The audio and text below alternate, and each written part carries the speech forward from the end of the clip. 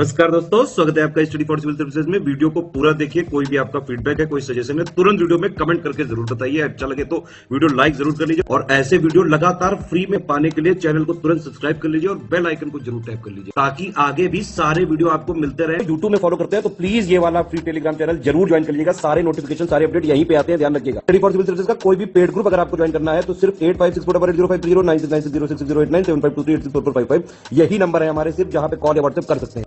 Instagram पे हमारा page जरूर फॉलो कर लीजिएगा, study for civil dot services है।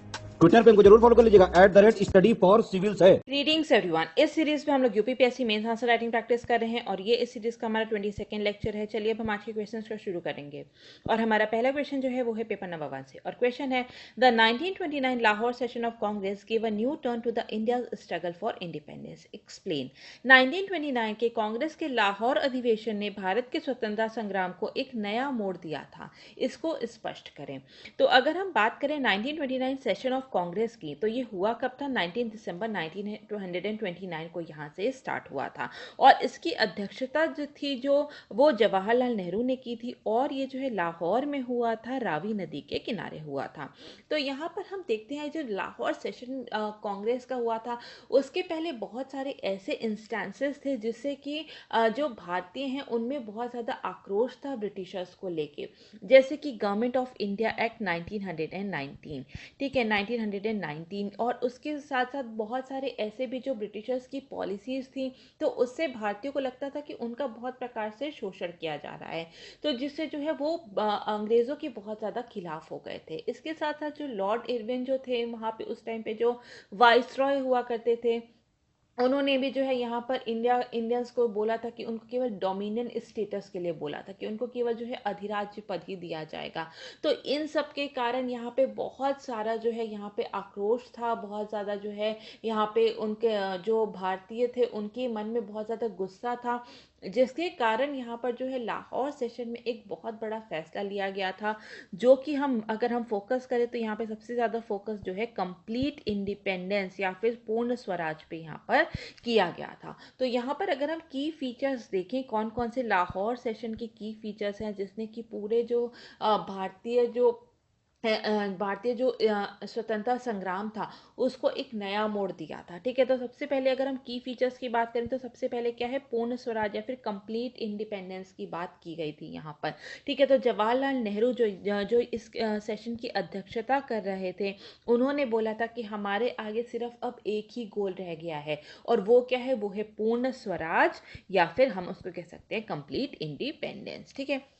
उन्होंने कहा था या तो हम सिर्फ कंप्लीट इंडिपेंडेंस के लिए लड़ेंगे या फिर हम जो है इंडिपेंडेंटली खुद से ही अपने आप को रूल करेंगे। तो यहाँ पर पूरा जो स्वराज था उसका मायने बदल दिया गया था और अब जो है कंप्लीट इंडिपेंडेंस की बात की जा रही थी। तो यहाँ पर कंप्लीट इंडिपेंडेंस या फिर पूर्ण स्वराज की डिमांड आखिर उठकर आई क्यों, ठीक है। अभी तक जिस तरीके से स्वराज की डिमांड हो रही थी तो अब पूर्ण स्वराज से क्या मतलब है और पूर्ण स्वराज जो है उसकी डिमांड क्यों आई थी।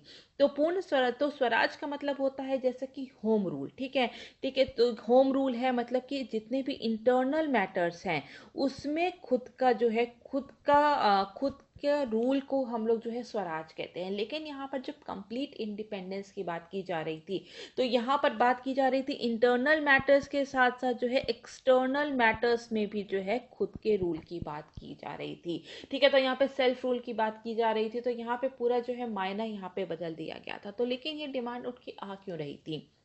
सबसे पहले अगर हम बात करें, ठीक है, सबसे पहले हम बात करें तो उस टाइम भारत में जो है पॉवर्टी या फिर गरीबी बहुत ज़्यादा थी। यहाँ पर भारतीयों का मानना था कि उनका आर्थिक रूप से बहुत ज़्यादा शोषण किया जा रहा है, इकोनॉमिक एक्सप्लॉयटेशन किया जा रहा है और ब्रिटिशर्स के द्वारा। और अब यहाँ पर केवल स्वराज से काम नहीं चलेगा, हमें क्या चाहिए, हमें चाहिए कंप्लीट इंडिपेंडेंस, ठीक है। इसके बाद हम देखते हैं सेकेंड, अगर हम पॉइंट की बात करें तो वो क्या है, साइमन कमीशन, ठीक है। यहाँ पे साइमन कमीशन जैसा कि हम जानते हैं 1927 में आया था और ये क्या था, ये ऑल वाइट कमीशन था। इसमें किसी भी भारतीय को जगह नहीं दी गई थी इस पूरे कमीशन में। तो यहाँ पर भारतीयों में ये भी गुस्सा था कि यहाँ पे जो है ये अगर हमारे लिए ही कोई फैसला लिया जा रहा है तो इंडिया के रिप्रेजेंटेटिव्स भी होने चाहिए, लेकिन ये पूरा जो है ऑल वाइट कमीशन था। तो अगर यहाँ पे इंडिया को रिप्रेजेंटेशन ही नहीं दिया जा रहा किसी भी कमीशन में, तो स्वराज की बात या डोमिनियन स्टेटस की बात तो भूल ही जाओ। तो इसलिए उनका जो है उन्होंने जो है कंप्लीट इंडिपेंडेंस की आगे जो है डिमांड रखी थी। ठीक है, तो यहाँ पर उनका मानना था कि अब हमें जो है पूर्ण स्वराज के लिए ही लड़ाई करनी है। इसके बाद हम देखते हैं कि यहाँ पर क्या है कि लाला लाजपत राय की डेथ हुई थी। ठीक है, वहाँ पे जो है साइमन कमीशन के लिए के अगेंस्ट जो है वो डिमॉन्स्ट्रेट कर रहे थे, उन पे लाठी चार्ज हुआ था और उनकी डेथ हो गई थी। इसके कारण भी जो यहाँ पे भारतीय थे उनमें बहुत ज़्यादा आक्रोश था। बहुत सारे रिवॉल्यूशनरी मूवमेंट्स उस टाइम पे चल रहे थे। ठीक है, जैसे मेरठ कॉन्स्पिरेसी कोर्स है, सॉरी मेरठ कॉन्स्पिरेसी केस है, काकोरी है, काकोरी कांड है, लाहौर कॉन्स्पिरेसी केस है, जिसकी वजह से जो है यहाँ पे बहुत सारे जो फ्रीडम फाइटर्स थे, भगत सिंह, राजगुरु, इन सबको जो है फांसी भी दे दी गई थी। तो यहाँ पे जो है भारतीय के अंदर जो है बहुत ज़्यादा गुस्सा था। तो बहुत ज़्यादा भारतीयों का मानना था कि जितने भी ब्रिटिशर्स हैं उन्होंने जो है यहाँ पर पूरा जो एक इंडिया का स्ट्रक्चर है उसको पूरी तरीके से जो है ख़राब कर दिया है। बहुत तरीके से शोषण किया है, इकोनॉमिकली शोषण किया है, पॉलिटिकली शोषण किया है। यहाँ पे उनका जो है स्पिरिचुअली, कल्चरली, हर तरीके से जो है उनको एक्सप्लॉइट किया गया है। और यहाँ पर जो है और इस वजह से जो है उनका मानना था कि अब जो ब्रिटिशर्स हैं उनके साथ जो है कोई भी हमें जो है किसी भी प्रकार का जो है हमें ब्रिटिशर्स का इन्फ्लुएंस नहीं चाहिए।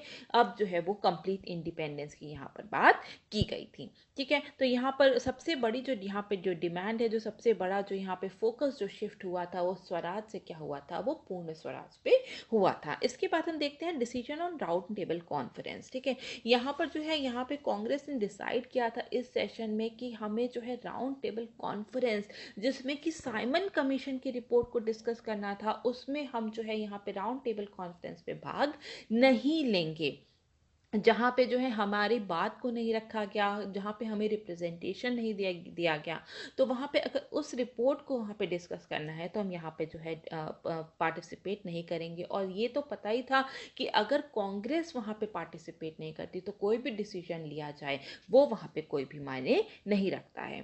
ठीक है, इसके बाद हम देखते हैं ओथ ऑफ इंडिपेंडेंस। यहाँ पर जो है यहाँ पे जितने भी जो कांग्रेस मैन थे उन्होंने जो है यहाँ पे ऑल ओवर द कंट्री, पूरे कंट्री में 31 दिसंबर 1929 को, ठीक है, वहाँ पे सबने जो है एक इंडिपेंडेंस की जो है वहाँ पे कसम खाई थी, एक ओथ ली थी। और इसी के चलते जो है यहाँ पर जो 26 जनवरी 1930 है उसको जो है टोटल इंडिपेंडेंस या फिर पूर्ण स्वराज डे के रूप में जो है यहाँ पे मनाया गया था। जवाहरलाल नेहरू ने यहाँ पर जो है 31 दिसंबर 1929 को, ठीक है, 31 दिसंबर 1929 को जो ट्राई कलर है, जो तिरंगा है, उसको भी फहराया था। तो यहाँ पर उन्होंने जो है जो इंडिपेंडेंस है, जो हमारी स्वतंत्रता है, उसका एक प्लेज भी लिया था। और यहाँ पे कई तरीके के जो है यहाँ पर और भी बहुत सारे जो है डिसीजन लिए गए थे, जैसे कि टैक्सेस को पे नहीं करने का जो है यहाँ पे डिसीजन लिया गया था।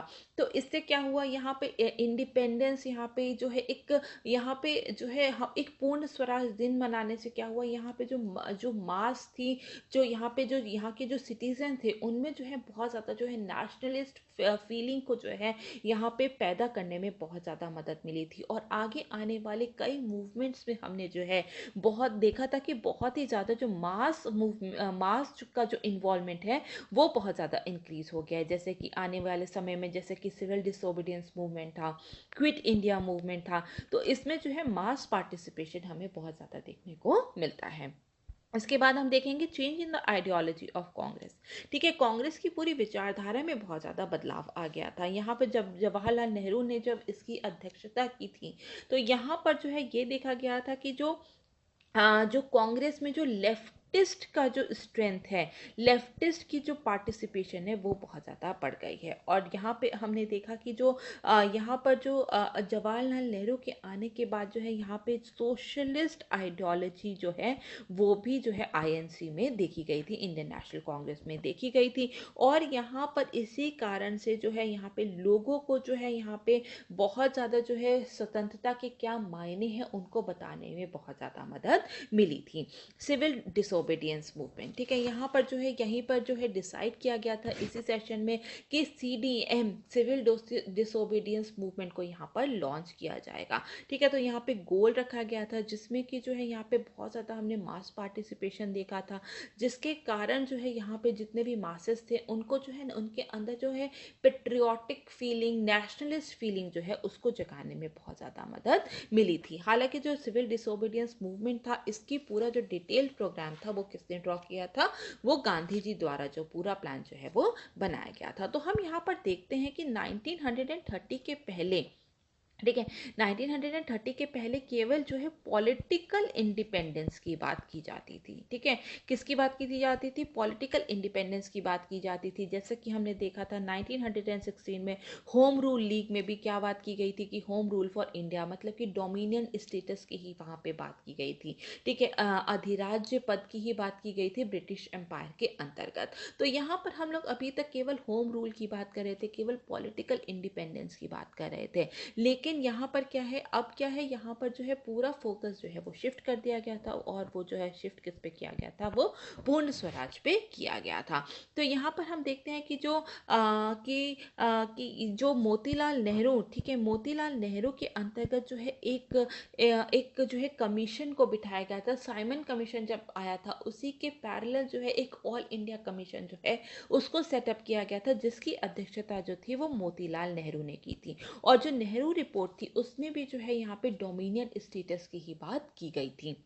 लेकिन अब क्या था, यहाँ पे इस पूरे सेशन में जो नेहरू की रिपोर्ट थी उसको भी नल एंड वॉइड जो है घोषित कर दिया गया था, उसको भी नकार दिया गया था, और पूरा फोकस जो है वो किस पे कर दिया गया था, वो पूर्ण स्वराज या फिर कंप्लीट इंडिपेंडेंस पे कर दिया गया था। तो हम यहाँ पे देखते हैं कि पूरा जो फ्रीडम स्ट्रगल है उसको एक नया मोड़ दिया जाता है। यहाँ पे कंप्लीट इंडिपेंडेंस की बात की गई है, मास मूवमेंट जो है, ठीक है, मास को जोड़ने में बहुत ज़्यादा इसने काम किया था। जैसा कि हमने आने वाले कई सारे मूवमेंट्स में देखा है, CDM है, सिविल डिसोबीडियंस मूवमेंट है, क्विट इंडिया मूवमेंट है, और आगे आने वाले जितने भी प्लान्स थे, ठीक है, ब्रिटिशर्स की तरफ से जितने भी प्लान्स रखे गए थे, जैसे कि वेवल प्लान है, कैबिनेट मिशन प्लान है, और या फिर हम कह सकते हैं जो माउंट बैटन प्लान है, ठीक है, तो इन सभी में जो है यहाँ पर जो है इंडियंस के हाथों में और ज़्यादा पावर की बात की गई थी। तो धीरे धीरे जो है हम लोग कंप्लीट इंडिपेंडेंस या फिर पूर्ण स्वराज की तरफ यहाँ पर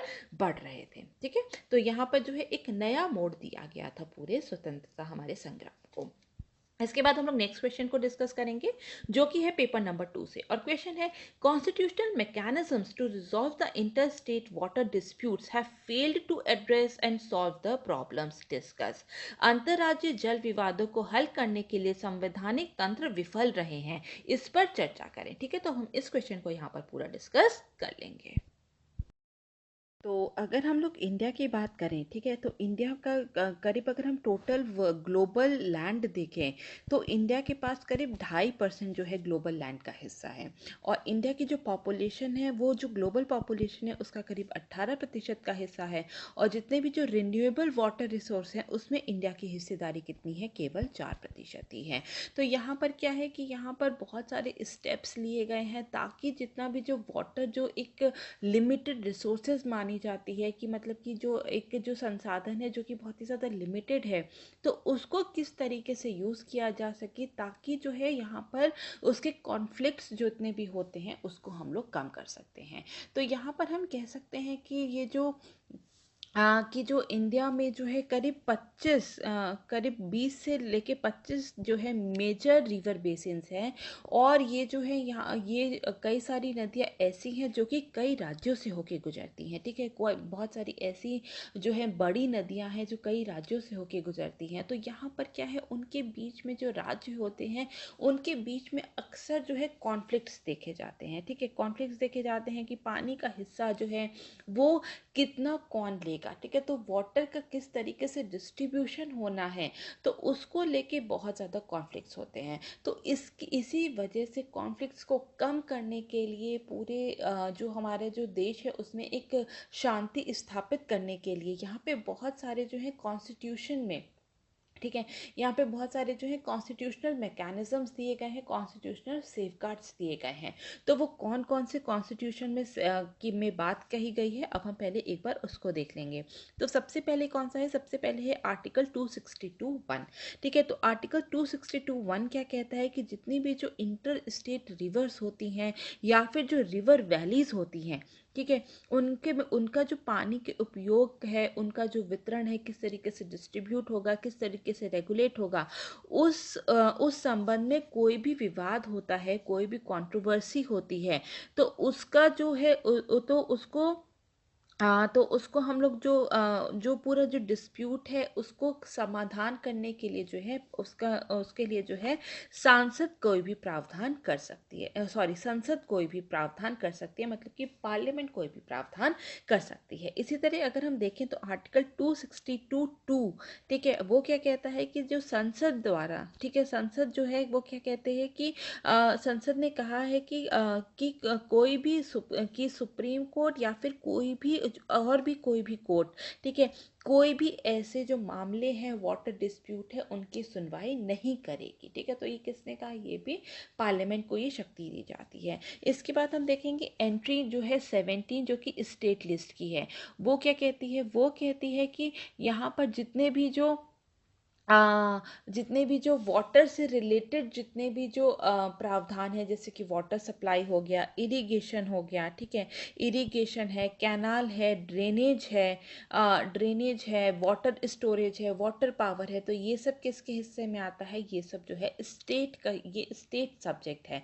और इसी तरह अगर हम बात करें entry 56 of the union list, ठीक है, तो उसमें भी बात कही गई है जिसमें कि यूनियन गवर्नमेंट को जो है ये पावर दी गई है कि वो जो जितने भी अंतर्राज्यीय रिवर हैं या फिर जो नदी घाटी हैं, रिवर वैलीज हैं, उनको रेगुलेट और उनका विकास करने का काम किसका है, वो यूनियन गवर्नमेंट का है। ठीक है, तो यहाँ पर जो है, यहाँ पे स्टेट लिस्ट में भी आता है, यूनियन लिस्ट में भी आता है।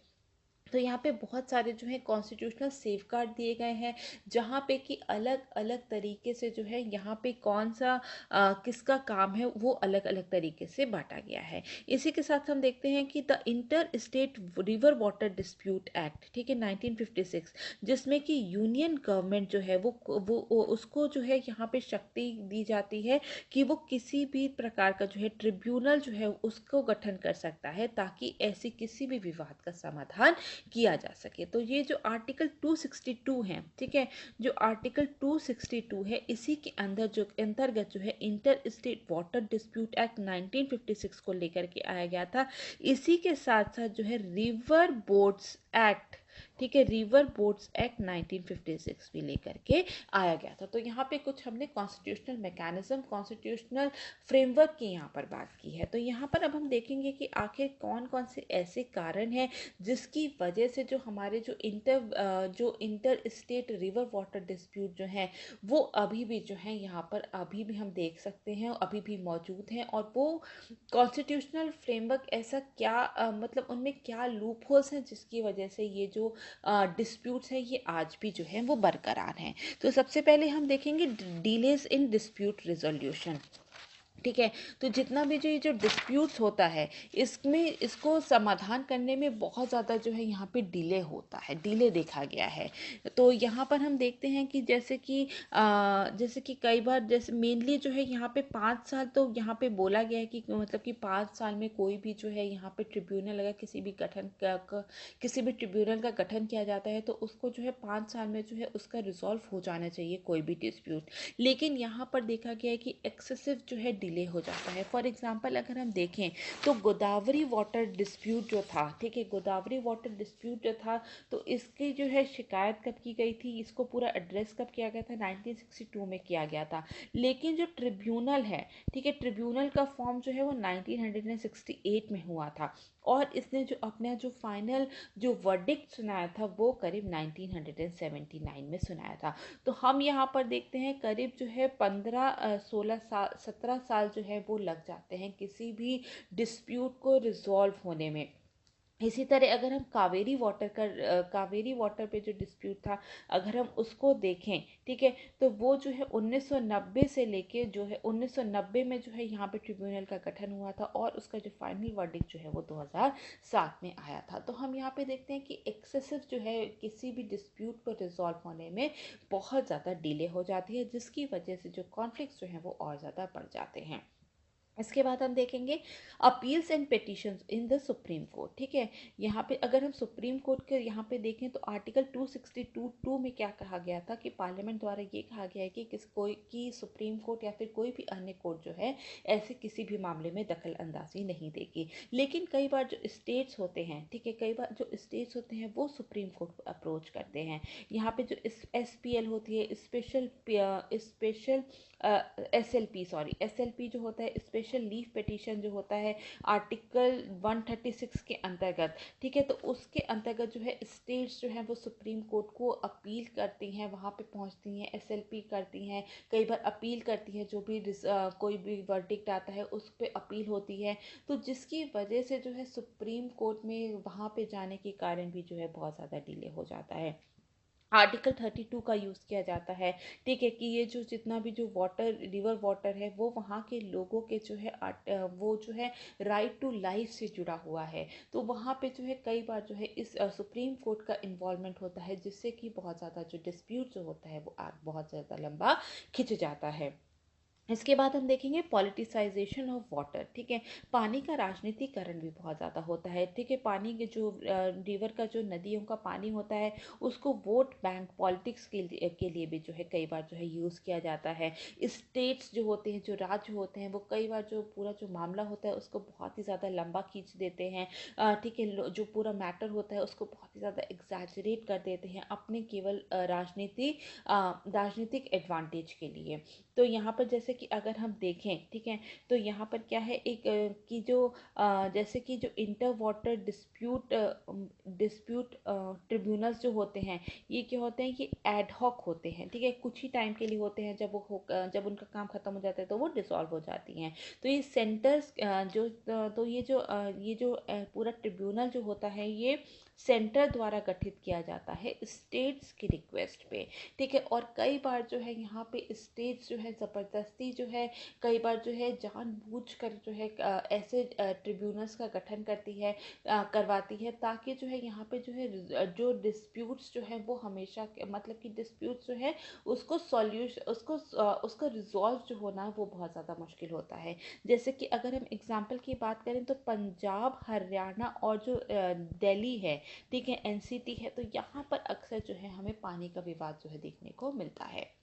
इसके बाद हम देखेंगे, इसके बाद क्या है लैक ऑफ एक्सपर्टीज, सॉरी, इसके बाद क्या है क्रिएशन ऑफ न्यू स्टेट्स, ठीक है, नए राज्यों का निर्माण होता है, जिसकी वजह से जो है वहाँ पे उन दोनों राज्यों के बीच में जो है यहाँ पे जो है पूरा जो है विवाद जो है वो पैदा हो जाता है। फॉर एग्जांपल अगर हम बात करें जो तेलंगाना है, ठीक है, उसको जो है नया राज्य बनाया गया था 2014 में, और उसी की बात से जो है तेलंगाना और आंध्र प्रदेश के बीच में गोदावरी रिवर को लेके जो है उसके पानी को लेके जो है वो कई बार जो हमें कॉन्फ्लिक्ट देखने को मिलता है।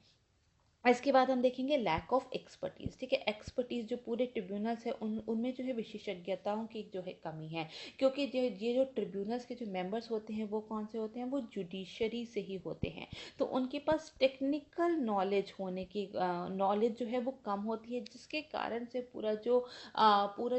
उनका जो फाइनल अवार्ड होता है वो बहुत ज़्यादा जो है वो बहुत ज़्यादा जो है वो हम कह सकते हैं कि बहुत ज़्यादा जो है अप्रोप्रिएट नहीं होता है। और इनकी जो पूरी जो ट्रिब्यूनल की जो पूरी वर्किंग होती है वो बहुत ही ज़्यादा नॉन ट्रांसपेरेंट मैनर में होती है, पारदर्शिता उसमें नहीं होती, जो है कोई भी प्रॉपर गाइडलाइन नहीं है ट्रिब्यूनल किस तरीके से प्रोसीड करेगा। तो इन सब के कारण जो है वो अप्रोप्रिएट वर्डिक्ट या फिर अप्रोप्रिएट अवार्ड जो है वो नहीं आ पाता है। इसके बाद हम देखते हैं कि advice of board is not binding, board की जो सलाह होती है वो बाध्यकारी नहीं होती है, तो जिसकी वजह से भी जो कॉन्फ्लिक्ट जो होता है वो लंबा खिंच जाता है, क्योंकि जो राज्य सरकार होती है वो जो बोर्ड जो भी एडवाइस देता है उसको मानने से इनकार कर देती है। चेंज इन क्रॉप पैटर्न, ठीक है, फसल पैटर्न में जो है कई बार जो है बदलाव के कारण भी जो है यहाँ पे रिजॉल्व जो डिस्प्यूट होता है उसको रिजॉल्व करने में बहुत ही ज़्यादा समस्या आती है।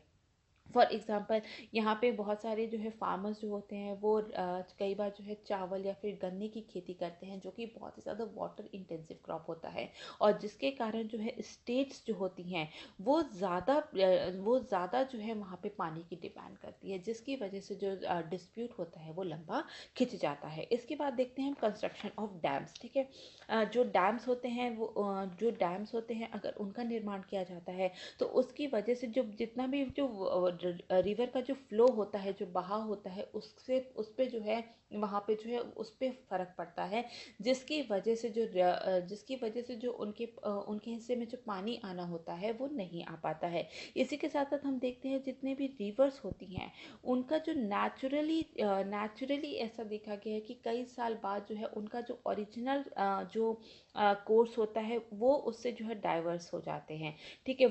उसमें जो है उसमें बदलाव देखने को मिलता है, तो जिसके कारण जो है जब उनके जो है वहाँ पे उनके फ्लो में अगर बदलाव हो रहा है तो वहाँ पे जो है डिस्ट्रीब्यूशन पानी का किस तरीके से होगा उस पर भी जो है वहाँ पे फ़र्क पड़ता है, जिसके कारण जो डिस्प्यूट्स होते हैं वो लंबे खिंच जाते हैं। तो यहाँ पर हम देखेंगे कि आखिर हम क्या क्या मेजर्स ले सकते हैं जिससे कि हम लोग जो है ये इन विवादों को कम कर सकते हैं। तो सबसे पहले हम देखते हैं role of inter state council, ठीक है। जो भी इंटर स्टेट काउंसिल है उसका बहुत ही ज़्यादा महत्वपूर्ण रोल है। इंटर स्टेट काउंसिल्स जो हैं ये यहाँ पर जो जितने भी जो विवादित राज्य हैं उनके बीच में जो है डायलॉग्स, ठीक है, डायलॉग्स को फैसिलिटेट करा सकते हैं, जिससे कि जो है उनके बीच में एक डिस्कशन हो सके, हेल्थी डिस्कशन हो सके, और हम लोग जो है ऐसे डिस्प्यूट्स को जल्द से जल्द रिजॉल्व कर सके। मीडिएशन होना बहुत ही ज़रूरी है, ठीक है। मध्यस्थता से भी जो है हम ऐसे डिस्प्यूट्स को रिजॉल्व कर सकते हैं। ये एक इनफॉर्मल प्रोसेस है और इससे जो है यहाँ पर जितने भी जो विवादित राज्य हैं वो एक जो है मध्य रास्ते पर पहुँचते हैं, जिससे कि जो डिस्प्यूट है उसको हम रिजॉल्व कर सकते हैं। मिहिर कमेटी ने की जो रिकमेंडेशन थी कि जो वाटर जो है, ठीक है, जो पानी जो है उसको जो है कॉन्करेंट लिस्ट के अंतर्गत लेके आना चाहिए, समवर्ती सूची के अंतर्गत लेके के आना चाहिए, जिससे कि जितने भी जो स्टेट्स हैं, ठीक है, जितने भी जो स्टेट्स हैं वो अपने अपने अपने एडवांटेज के लिए जो है इस तरीके किसी भी विवाद को जो है वो और ज़्यादा बढ़ावा ना दें, ठीक है। तो यहाँ पर जो नेशनल इश्यूज़ हैं उसको ऊपर रखते हुए जो है यहाँ पे जो लोकल इश्यूज़ हैं उसको सबसाइड करने के लिए ज़रूरी है कि पानी का जो वाटर का जो पूरा सब्जेक्ट है उसको कॉन्करेंट लिस्ट के अंतर्गत जो है लेकर के आना चाहिए।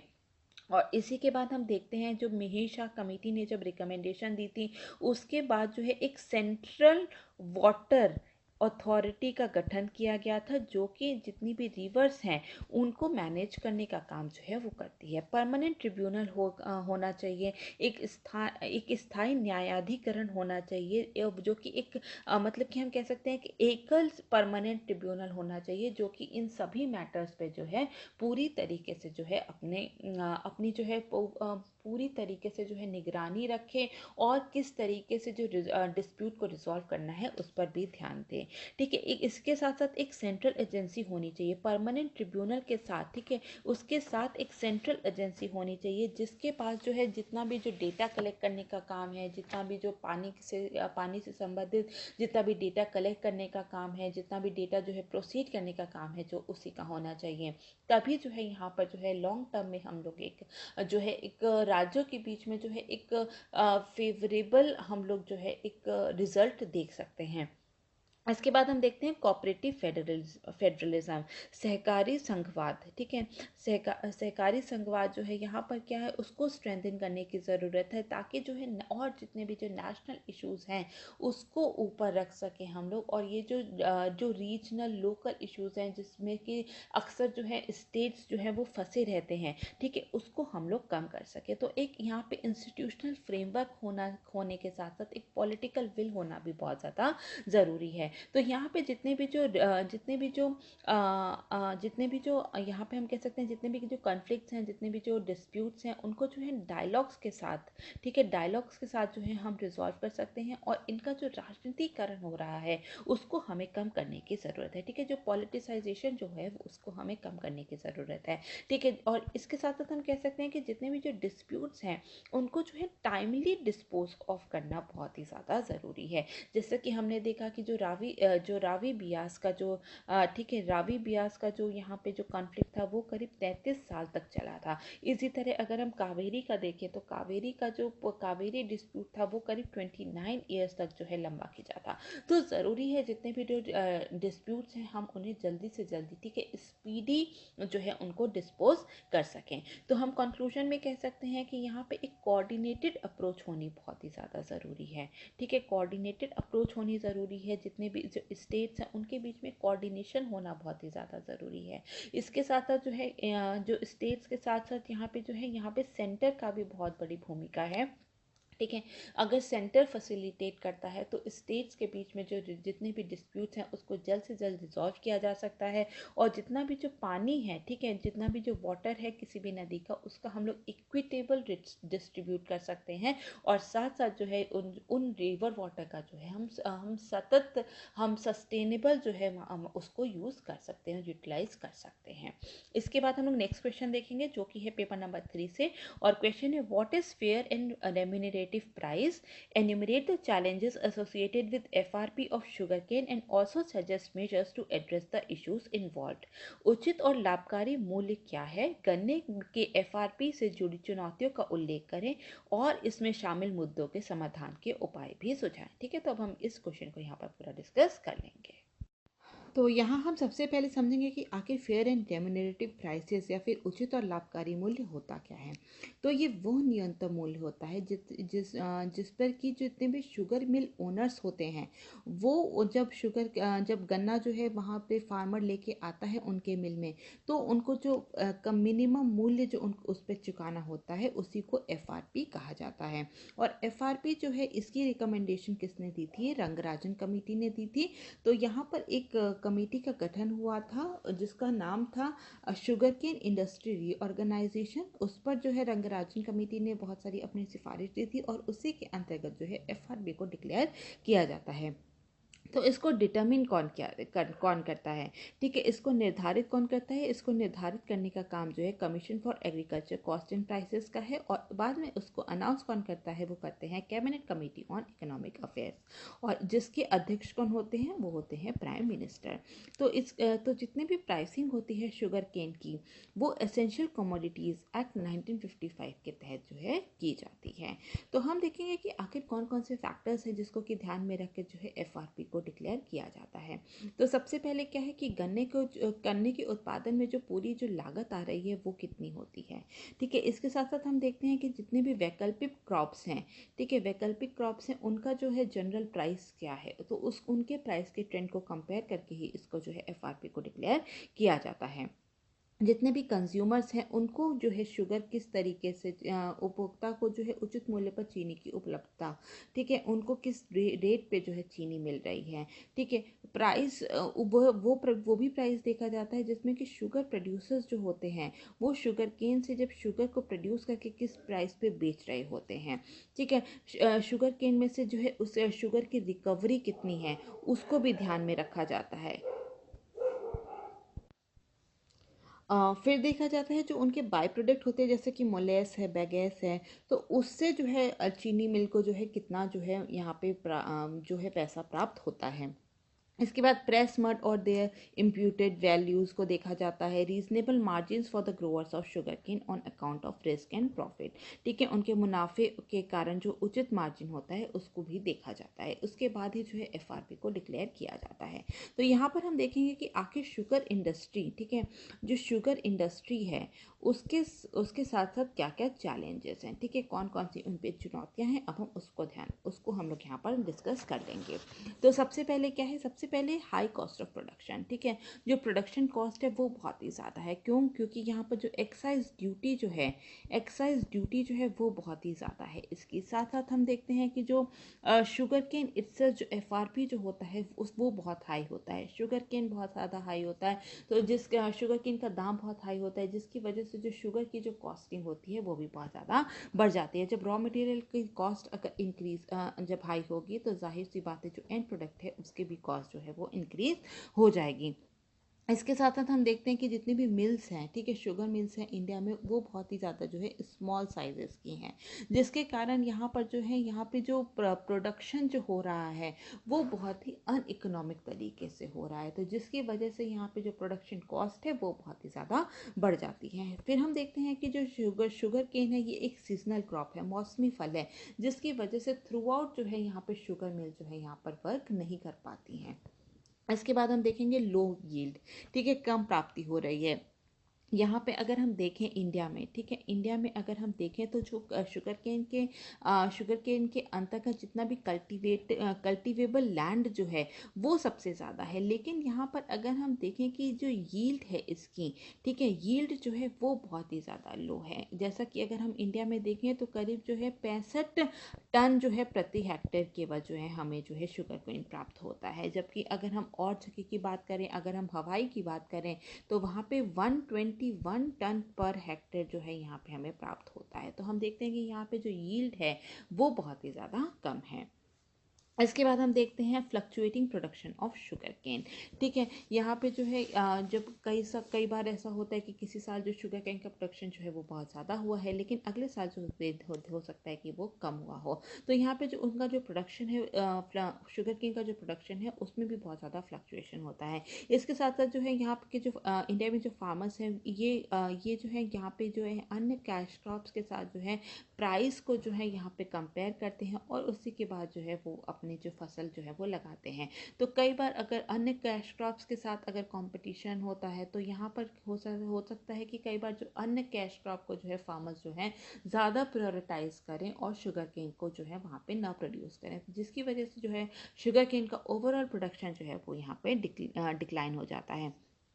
तो अगर हम देखेंगे अगर प्रोडक्शन जो है वो डिक्रीज हो रहा है तो क्या होगा, उसके सप्लाई पर भी नकारात्मक असर पड़ेगा। और अगर जो है यहाँ पर अगर सप्लाई अगर कम होगी तो जाहिर सी बात है जो एंड प्रोडक्ट है शुगर है उसकी भी सप्लाई जो है वो कम हो जाएगी, प्रोडक्शन क्योंकि यहाँ पे कम होगा। इसके बाद हम देखते हैं शॉर्ट क्रशिंग सीजन, ठीक है, लघु पेराई मौसम है। क्यों? क्योंकि यहाँ पर क्या है, केवल जैसे कि हमने बात की कि ये सीजनल क्रॉप है, सीजनल क्रॉप होने के कारण यहाँ पे जो शुगर मिल है वो केवल 4 से 7 महीने ही जो इंडिया में जो है वो काम करती हैं और बाकी समय जो है करीब आधा साल जो है वो यहाँ पे आइडल रहती हैं। तो 6 मंथ्स तक जो है यहाँ पे कोई काम नहीं होता, तो यहाँ के वर्कर्स के पास भी कोई काम नहीं होता, जिसकी वजह से जो है यहाँ पे बहुत ज़्यादा फाइनेंशियल लॉसेस होते हैं। इसके बाद हम देखते हैं लो रिकवरी, ठीक है। तो सॉरी हाँ, इसके बाद हम देखते हैं लो रिकवरी, ठीक है। तो यहाँ पर जो शुगर केन में से जो शुगर की जो रिकवरी होती है इंडिया में वो बहुत ही कम है, करीब 10% से भी कम जो है यहाँ पे इंडिया में जो है यहाँ पे शुगर केन से रिकवरी होती है। यहीं अगर हम अदर कंट्रीज़ की बात करें तो वहाँ पे शुगर की रिकवरी कितनी होती है, करीब 14 से 16% की होती है। तो यहाँ पे बहुत सारे जो है यहाँ पे चैलेंजेस हैं शुगर इंडस्ट्री के साथ। इसके बाद हम देखते हैं ऑब्सोलीट है, ठीक है। यहाँ पे जो जितनी भी मशीनरीज हैं वो बहुत ही ज़्यादा ऑब्सोलीट हो गई हैं, करीब 50-60 साल पुरानी मशीन्स है जो कि बहुत ही ज़्यादा एफिशिएंट तरीके से काम नहीं करती हैं। मिनिमम डिस्टेंस क्राइटेरिया यहाँ पे रखा गया है, सरकार द्वारा जो है न्यूनतम दूरी मानदंड जो है वो तय किया गया है और ये कहा गया है कि 2 शुगर मिल जो है के बीच में जो है कम से कम 15 किलोमीटर का जो है फासला होना चाहिए, जिसके कारण यहाँ पे हम देख सकते हैं कि जो पूरा एक जो लोकल रीजन जो होता है वहाँ पर जो है हम कह सकते हैं लोकल रीजन में जो है वहाँ पे किसी भी जो भी शुगर मिल ओनर है उसकी वहाँ पे मोनोपोली होती है, तो जो कि पूरी जो फ्री मार्केट के लिए जो है वो बहुत ही ज़्यादा जो है डिसएडवांटेजेस हैं। इसके बाद हम देखते हैं प्रॉब्लम्स विद एफआरपी के साथ भी बहुत ज़्यादा समस्याएं हैं, ठीक है। जैसे कि तो अगर हम देखें तो एफआरपी के साथ इटसेल्फ बहुत सारी प्रॉब्लम है, क्योंकि यहाँ पर क्या होता है कि ये फ्री मार्केट बेस्ड नहीं होता। ये कौन तय करता है? ये गवर्नमेंट द्वारा तय किया जाता है, और कई बार जो है यहाँ पे पॉलिटिसाइजेशन भी बहुत ज़्यादा होता है, और उसी के बाद जो है एफआरपी को तय किया जाता है। तो यहाँ पर जब एफआरपी को तय किया जाता है तो यहाँ पर कई बार ऐसा होता है कि शुगर मिल को जो है उतना जो है मुनाफा नहीं होता। शुगर प्राइस जो है इंटरनेशनल मार्केट में, नेशनल मार्केट में जो है शुगर का प्राइस बहुत ज़्यादा कम होता है, लेकिन फिर भी जो है शुगर मिल ओनर को जो है वहाँ पे जो जितने भी फार्मर्स हैं उनको जो है एफआरपी ही जो है पे करना पड़ता है। तो ठीक है, तो यहाँ पर जो है बहुत सारे जो है एफआरपी के साथ खुद ही दिक्कत है, क्योंकि कई बार जो है बहुत ही ज़्यादा इन्फ्लेटेड रेट जो है शुगर केन का जो है तय कर दिया जाता है, और जितने भी शुगर मिल मालिक जितने भी होते हैं उनको उसी रेट पर जो है वहाँ से खरीदना पड़ता है। ठीक है, FRP and state advisory prices है। एफआरपी के साथ जो है जो एफआरपी है तो ये कौन तय करता है? ये तो करती है सेंट्रल गवर्नमेंट। लेकिन स्टेट एडवाइजरी प्राइसेस, इसके साथ साथ जो है यहाँ पे जो स्टेट गवर्नमेंट है वो भी जो है यहाँ पर कुछ जो है जितने भी जो स्टेट है जहाँ पे शुगर केन की पैदावार होती है, पैदा किया जाता है, तो वहाँ पर जो है स्टेट जो है अपने खुद से जो है कुछ वहाँ पे मिनिमम प्राइसेस रख देती है। तो यहाँ पर जो है आपस में कई बार जो है यहाँ पे कॉन्फ्लिक्ट देखा गया है एफआरपी और एसएपी के बीच में, तो जिसकी वजह से जितने भी जो शुगर मिल ओनर होते हैं उनको जो है यहाँ पे बहुत ही ज़्यादा जो है नुकसान जो है उठाना पड़ता है। तो यहाँ पर हम क्या क्या कर सकते हैं, आखिर कौन कौन से मेजर्स हैं जिसको हम उठा सकते हैं, कदम ऐसे कौन कौन से हम ले सकते हैं जिससे कि हम पूरी जो शुगर इंडस्ट्री है उसको और हम बेहतर कर सकते हैं। तो अब हम उसको देख लेंगे। ठीक है, तो सबसे पहले क्या है? Removal of minimum distance criteria. न्यूनतम दूरी मानदंड जो है उसको हटाना बहुत ही ज़्यादा ज़रूरी है। ठीक है, अगर मिनिमम डिस्टेंस क्राइटेरिया को हटाएंगे तो जितने भी जो फार्मर्स है वो किसी भी शुगर मिल को अपना जो फसल जो है वो बेच सकते हैं। फ्री मार्केट होना बहुत ही ज़्यादा ज़रूरी है। फ्री मार्केट फोर्सेस जो है वही जो है उसके डिमांड, सप्लाई और प्राइसेस को जो है गवर्न करने चाहिए। टेक्नोलॉजिकल एडवांसमेंट होना चाहिए, तकनीकी उन्नति होनी चाहिए, ताकि जो हमारी जो आउटपुट रेशियो जो है हम उसको बढ़ा सकें। ठीक है, तो यहाँ पे जो हमने बात की थी कि जो रिकवरी रेट जो है वो बहुत ज़्यादा लो है, जो जितनी भी मशीनरीज हैं वो बहुत ही ज़्यादा ऑब्सोलीट हैं। तो यहाँ पे हमें टेक्नोलॉजिकल एडवांसमेंट करने की बहुत ही ज़्यादा ज़रूरत है, ताकि जो रिकवरी रेट है उसको हम लोग बढ़ा सकें। गवर्नमेंट इंटरफेरेंस जो है, सरकारी हस्तक्षेप जो है उसको कम करना चाहिए। सरकार जो है वो कई बार जो है इसके प्राइसेस में, एक्सपोर्ट इंपोर्ट में बहुत ज़्यादा इंटरफेयर करती है, तो उस सरकारी हस्तक्षेप जो है उसको जो है कम करना चाहिए। तभी जो फ्री मार्केट फोर्सेस है वो यहाँ पर अप्लाई करी जा सकती हैं। ठीक है, जितने भी जो शुगर केन इंडस्ट्री के जो बाई प्रोडक्ट्स हैं उनको और ज़्यादा जो है उनके उपयोग को और ज़्यादा बढ़ावा देने की ज़रूरत है। इथेनॉल ब्लेंडिंग पे, ठीक है, इथेनॉल सम्मिश्रण को और ज़्यादा जो है बढ़ावा देने की ज़रूरत है, ताकि जो है ताकि ये जो शुगर मिल के जो प्रॉफिट्स हैं उसको हम लोग और ज़्यादा बढ़ा सकें, और साथ साथ जो हमारे जो इम्पोर्ट बिल्स हैं हम उसको भी कम कर सकते हैं। इसके साथ साथ हम देखते हैं कि जितना भी जो यहाँ पर अगर हमें जो है यहाँ पे और ज़्यादा अगर हमें फार्मर्स को, अगर हमें उनकी और प्रॉफिट पे अगर हमें ध्यान देना है, तो ज़रूरी है कि हम लोग फार्मर्स के लिए जो है जो लेस वाटर इंटेंसिव क्रॉप्स हैं उसको भी हम लोग और ज़्यादा बढ़ावा दें। पल्सेस, ऑयल सीड्स हैं, उनको बढ़ावा देने की ज़रूरत है, ताकि जितने भी फार्मर्स हैं उनको जो है उनकी जो है आय को हम लोग बढ़ा सकते हैं। इसके साथ साथ जो है यहाँ पे जो है यहाँ पर हम कह सकते हैं कि जो फाइनेंशियल हेल्थ को ठीक है, जितनी भी शुगर इंडस्ट्री है उसकी फाइनेंशियल हेल्थ को और ज़्यादा जो है बढ़ाने के लिए शुगर केन प्राइसेस, ठीक है, शुगर केन प्राइसेस और जो शुगर के प्राइसेस हैं उसमें एक जो है यहाँ पे एक बैलेंस होना चाहिए। तो यहाँ पर जितने भी जो रिवेन्यू शेयरिंग फार्मूले से, ठीक है, रिवेन्यू शेयरिंग फार्मूला जो है उसको हमें इंट्रोड्यूस करना चाहिए, ताकि यहाँ पे जो प्राइस जो है हम स्टेबलाइज कर सकते हैं। तो यहाँ पर हम देखते हैं कि जो शुगर केन इंडस्ट्री है यहाँ पे बहुत सारे लोग जो हैं यहाँ पे एम्प्लॉयड हैं। अगर हम देखें तो यहाँ पे 5 करोड़, ठीक है, करीब 5 करोड़ जो है फार्मर्स, इसके साथ साथ जो है 5 लाख जो है शुगर मिल में और उसकी जो एलाइड एक्टिविटीज़ हैं, एंसिलरी एक्टिविटीज़ हैं, उसमें इन्वॉल्व हैं। तो इन सब के लिए ठीक है, तो इतनी बड़ी जनसंख्या के लिए जो है यहाँ पर हमें इनकी एम्प्लॉयबिलिटी, लिवेबिलिटी और इनके जो है हित के लिए अगर हम सोचें तो हमें पूरे शुगर इंडस्ट्री को और ज़्यादा बेहतर बनाने की ज़रूरत है। ठीक है, तो इसके बाद हम लोग नेक्स्ट क्वेश्चन को डिस्कस करेंगे जो कि है पेपर नंबर 4 से, और क्वेश्चन है what is empathy, why is it important in civil services. सहानुभूति क्या है, सिविल सेवाओं में ये क्यों महत्वपूर्ण है। तो अगर हम एम्पैथी की बात करें, सिंपैथी की बात करें, तो ये होता क्या है। सिंपैथी एम्पैथी का सीधा सा मतलब है कि दूसरों के इमोशंस को समझना। ठीक है, ability to understand and share the feelings of others, दूसरों की भावनाओं को समझना और साझा करने की क्षमता को ही हम लोग एम्पैथी कहते हैं। तो एम्पैथी क्या होता है कि दूसरे की जगह मतलब दूसरों की जगह अपने आप को रखें। ठीक है, जब हम दूसरों की जगह अपने आप को रखते हैं तो हम उसका, तो वो कैसा फील कर रहा है, वो किस सिचुएशन में है, हम वो सब चीज़ें समझ सकते हैं, और जिसके कारण जो है हम लोग बेटर डिसीजन मेकिंग कर सकते हैं। तो यहाँ पे understanding thoughts, feeling, situations, condition and concern of others, दूसरों के विचारों, भावनाओं, स्थिति और चिंताओं को समझने को ही क्या कहते हैं हम लोग, एम्पैथी कहते हैं, मतलब कि सहानुभूति कहते हैं। तो यहाँ पर हम देखेंगे कि आखिर इसका क्या महत्व है सिविल सर्विसेज में। तो सबसे पहले क्या है, सबसे पहले है कि इंटरपर्सनल स्किल। ठीक है, पारस्परिक कौशल के लिए बहुत ही ज़्यादा ज़रूरी है। तो सिंपैथी हमें मदद करती है दूसरों के इमोशंस को और दूसरों के कंसर्न्स को, चिंताओं को समझने में, जिससे कि जब हम दूसरों को अगर हम समझते हैं तो हम उनसे और ज़्यादा कनेक्टेड फील करते हैं।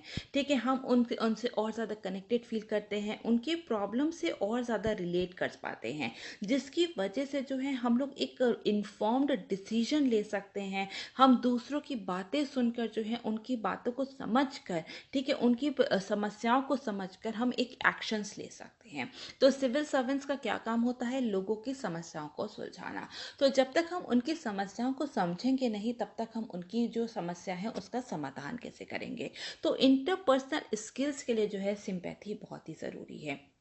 फॉर एग्ज़ाम्पल, अगर हमें जो है किसी भी व्यक्ति की जो है प्रॉब्लम को सबसे पहले हम समझेंगे, उसके बाद ही हम उसका समाधान निकाल सकते हैं। तो ये हमें इंटरपर्सनल स्किल्स में बहुत ही ज़्यादा मदद करता है। इसके बाद हम देखेंगे वेलफेयर ऑफ द पब्लिक, जनता का कल्याण। ठीक है, तो सिविल सर्वेंट्स का काम क्या होता है कि जितने भी जो सिटीजन्स हैं उनके वेलफेयर के लिए जो है काम करना। तो यहाँ पर तो जितने भी लोगों की समस्या को समझने के लिए, ठीक है, हमारे अंदर सिंपैथी, एम्पैथी होनी बहुत ही ज़्यादा ज़रूरी है। तभी हम उसके अकॉर्डिंग जो है किसी भी प्रकार का जो है एक्शन ले सकते हैं। फॉर एग्जांपल, जैसा कि हम सब जानते हैं कि एक आईएएस ऑफिसर थे मणिपुर में।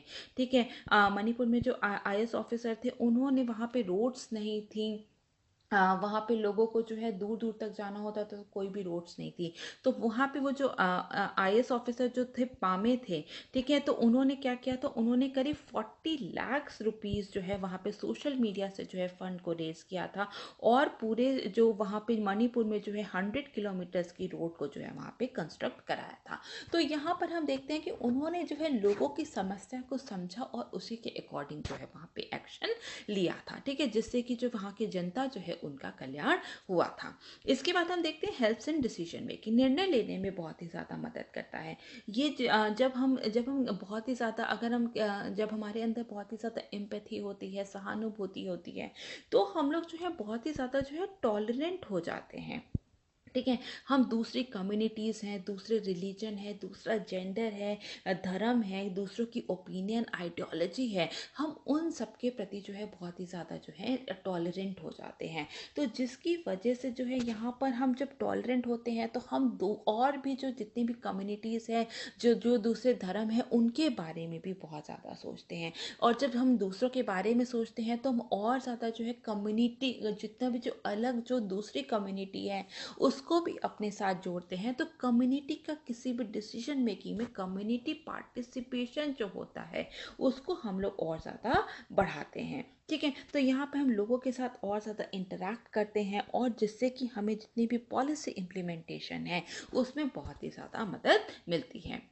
इसके बाद हम देखेंगे पॉलिसी फॉर्मुलेशन। नीति निर्धारण में बहुत ही ज़्यादा समय बहुत ही ज़्यादा मदद मिलती है, क्योंकि हमें पहले लोगों की समस्याओं को समझना पड़ेगा। हमें पहले समझना पड़ेगा कि आखिर लोग क्या सोचते हैं किसी भी पॉलिसी के बारे में। उसी के बाद, ठीक है, उसी के बाद हम कोई भी पॉलिसी फॉर्मुलेट करें, तभी जो है वो पॉलिसी जो है अच्छे से इम्प्लीमेंट हो सकती है। तो हमें ये समझना होगा, जितने भी सिविल सर्वेंट्स हैं उनको ये समझना होगा कि कोई भी अगर जो भी पॉलिसी बनाई जा रही है, ठीक है, वो ह्यूमन लाइफ जो है वो लोगों की लाइफ को किस तरीके से इम्पैक्ट करेगी, किस तरीके से उस पर प्रभाव डालेगी, ठीक है, तभी जो है किसी भी प्रकार का जो है पॉलिसी को फॉर्मुलेट करना चाहिए। अब हमने पॉलिसी फॉर्मुलेट कर ली, तो उनको जो है किस तरीके से मोटिवेट करना है, वो लोग क्या सोचते हैं इस पॉलिसी के बारे में, वो सब समझना बहुत ही ज़्यादा ज़रूरी है। फॉर एग्जाम्पल, जैसे कि स्वच्छ भारत अभियान है, ठीक है, स्वच्छ भारत अभियान में क्या है कि लोगों को पहले जो लोगों के जो बिहेवियरल चेंज जो है उसको लेकर के आना है यहाँ पर। तो यहाँ पर जो है उनकी जो है यहाँ पर हम लोग जो है समस्याएं समझेंगे, उनका माइंडसेट को समझना है, तभी जो है हम उसके तभी जो है हम लोगों के बिहेवियर चेंज के लिए काम कर सकते हैं। और इसके साथ साथ अगर हम लोग ये भी समझते हैं कि अगर किसी भी पॉलिसी कोई भी फॉर्मुलेट कर दी गई, बना भी दी गई, इम्प्लीमेंट भी की जा रही है, लेकिन उसको ये समझना बहुत ही ज़रूरी है कि उसमें क्या क्या लूप होल्स हैं, क्या क्या लकूने हैं, और उसको किस तरीके से फिक्स करना है, लोगों को क्या क्या समस्याएं आ रही हैं, लोगों की वो समस्याएं कितनी जेन्युइन है, वो हमें समझने के लिए हमारे अंदर जो है एम्पैथी होनी बहुत ही ज़्यादा ज़रूरी है।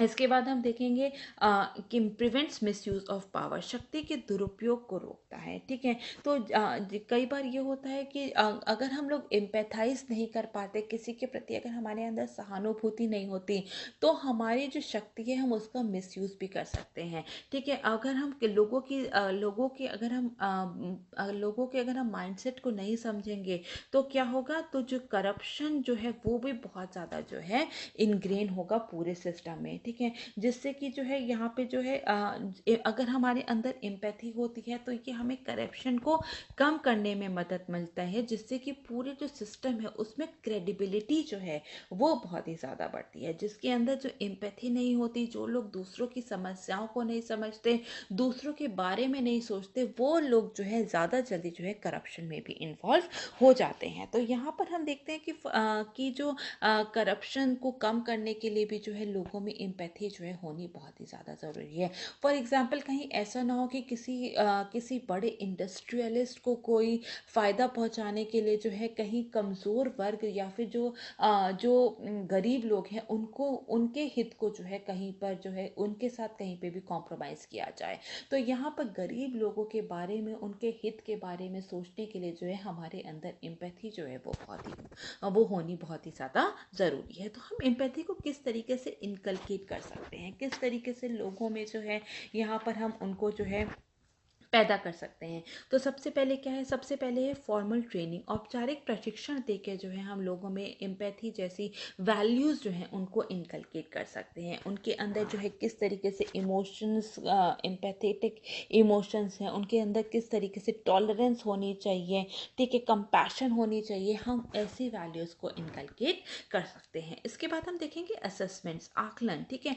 लोगों का जो कैरेक्टर है, लोगों का जो पूरा जो चरित्र है, उसका आकलन समय समय पर होना चाहिए, ठीक है। वो देखना चाहिए कि जो भी बिहेवियर जो उनसे एक्सपेक्टेड है वो उससे कंप्लाई कर रहे हैं कि नहीं, ठीक है। तो असेसमेंट से भी जो है हम जो है कई बार लोगों को जो है एम्पैथेटिक बना सकते हैं।